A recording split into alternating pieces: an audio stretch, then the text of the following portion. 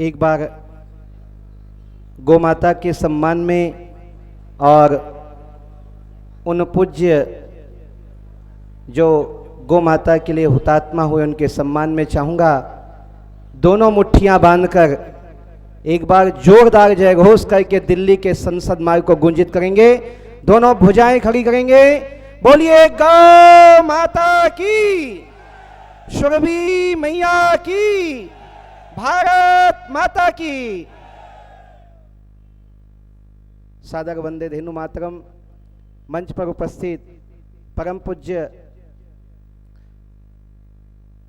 द्वाराचार्य जी, परम पूज्य शंकराचार्य जी भगवान जो अभी यहाँ पर पधारने वाले हैं, श्रद्धांजलि सभा के स्वागताध्यक्ष पूज्य सभी आचार्य चरण, सभी गौभक्त, आज इस संसद मार्ग में दिल्ली में हम ये कहें कि भारत की आत्मा विराजमान है।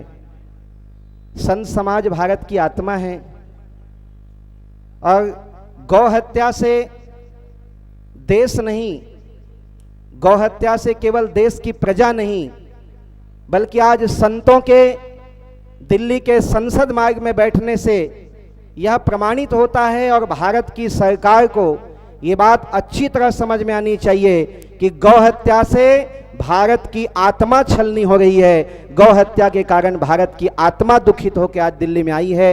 ऐसे पूज्य संतों के पावन सानिध्य में हम सभी चाहते हैं कि ये देश जो है गौ हत्या मुक्त बने। लेकिन मैं तो एक युवा संत हूँ, देश में युवाओं की प्रतिनिधित्व करता हूँ। आज पूज्य संतों के चरणों में भी एक प्रार्थना चाहते हैं कि ऐसा कोई कार्य योजना बने, क्योंकि हम एक दिन के लिए इकट्ठा होंगे। आज तो श्रद्धांजलि देने ही आए, हमें पता है। यदि दूसरे ढंग से बुलाते तो वैसी तैयारी से भी आते।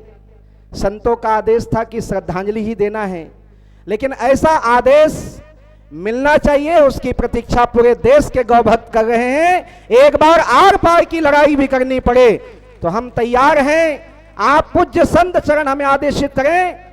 यदि संत चरण चाणक्य बनकर आदेश दें तो यहां के गौभक्त चंद्रगुप्त की तरह लड़ने को तैयार हैं। एक बार शिखा खोली थी चाणक्य ने तो मदांधनंद का अंत करके देश में पुनः संत साम्राज्य स्थापित हुआ था। आज इस देश के लाल किला को पुनः एक बार बताना पड़ेगा कि जो लाल किला देश के विभिन्न योजनाओं का आगाह करता है, जिस लाल किला से देश के प्रधानमंत्री विगत 70 वर्षों से विभिन्न प्रकार की योजनाओं का आह्वान करते आए हैं, क्यों एक बार गौ माता की रक्षा के लिए उस लाल किला के बुर्ज से आवाज नहीं उठती है। हमारे सभी संतों से प्रार्थना करेंगे, एक बार सभी गौ भक्तों को आदेशित करें, कोई कार्य योजना बने। अब बहुत हो चुका है, बहुत हो चुका।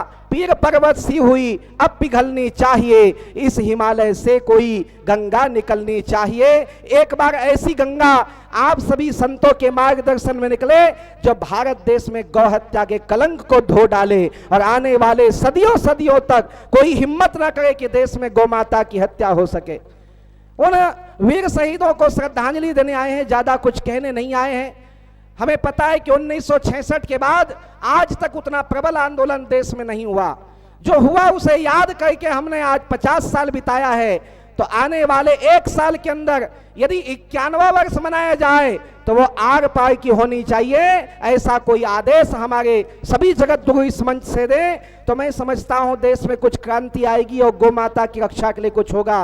और आज के दिन मोदी जी को भी 2 शब्द कह देना अच्छा लग रहा है, क्योंकि वैसे तो संतों के चरणों में बैठकर आज गौ भक्तों को उनको भी यहाँ पर श्रद्धांजलि देना चाहिए था। देश के प्रधानमंत्री की जिम्मेदारी बनती है, लेकिन यदि वो नहीं आए हैं, यहाँ की आवाज मीडिया के माध्यम से उन तक पहुंचती होगी, यदि पहुंचती होगी तो, क्योंकि आजकल संतों की आवाज पहुंच नहीं रही है शायद संसद भवन तक, इसीलिए देश में ऐसा कोई कानून नहीं बना पा रहे हैं। यदि आवाज पहुंचती हो तो हम कहना चाहते हैं कि भारत माता की जय विदेशों में जाके बोलने से पहले गौ माता की जय कम से कम भारत में गुंजाइए।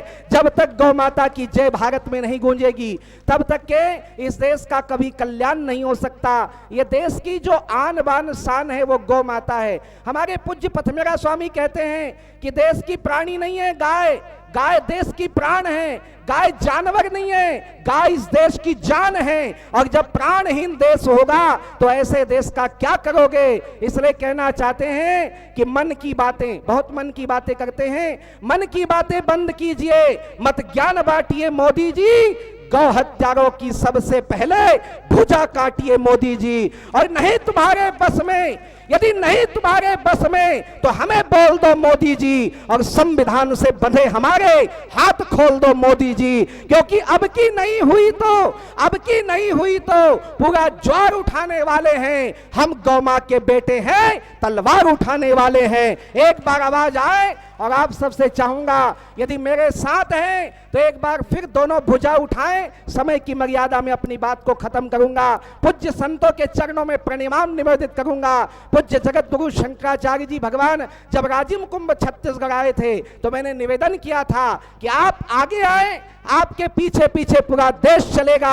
आपके हाथों में दंड है, लेकिन दंड जिनके सिर में पड़ना चाहिए वो उदंड है। ऐसे उदंडों को दंड देने के लिए सभी जगत गुरु अपना दंड उठा लें और हम अपना भुजदंड उठा लें। एक बार दोनों भुजाएं खड़ी करके संकल्प लें, बोलिए भारत माता की, गौ माता की, गौ माता की।